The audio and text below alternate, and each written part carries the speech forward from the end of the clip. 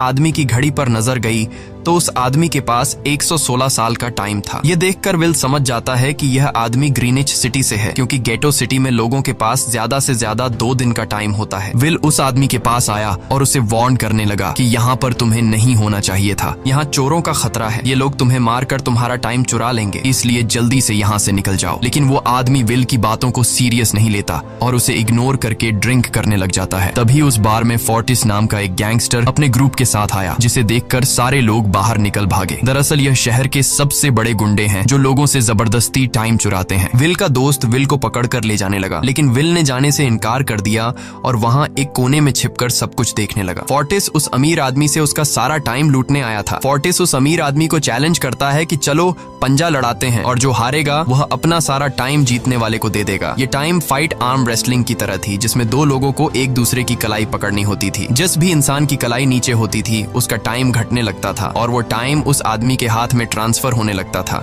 जिसकी कलाई ऊपर होती थी। इस तरह जीतने वाला इंसान सारा टाइम उस दूसरे आदमी से अपनी बॉडी में स्टोर करके उसे मार देता।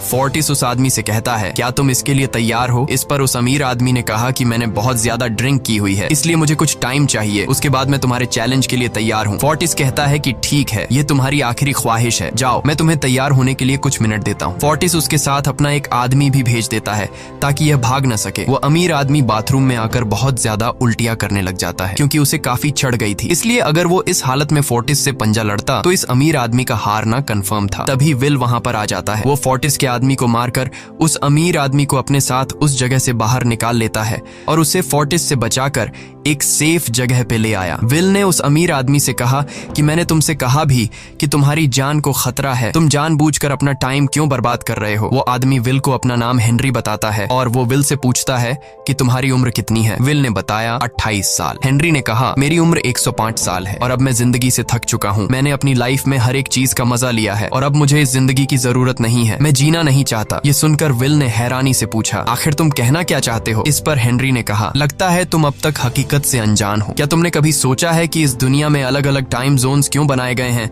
आखिर क्यों तुम्हारे टाइम जोन गेटो में किसी भी वक्त चीजों के दाम और टैक्स बढ़ा दिए जाते हैं? दरअसल महंगाई जानबूझकर बढ़ा दी जाती है ताकि गरीब लोग मरते रहें और उनकी मौत का फायदा ग्रीनविच टाइम जोन के अमीर लोगों को होता रहे। असल में ये सारा सिस्टम उन्हीं का बनाया हुआ है। जरा सोचो, वहाँ ग्रीनविच टाइम जोन में लोगों के पास जीने के लिए हजारों साल हैं, लेकिन यहाँ गेटो में तुम लोग हर रोज जीने के लिए मेहनत मजदूरी करते हो। ऐसा इसलिए है क्योंकि उन्होंने तुम्हें यह करने के लिए मजबूर किया है। वो लोग तुम लोगों को ज्यादा टाइम देना ही नहीं चाहते ताकि तुम लोग मजबूरी में उनके लिए काम करते रहो। वो लोग महंगाई बढ़ाकर तुम्हें ज्यादा से ज्यादा टाइम खर्च करने पर मजबूर करते हैं ताकि तुम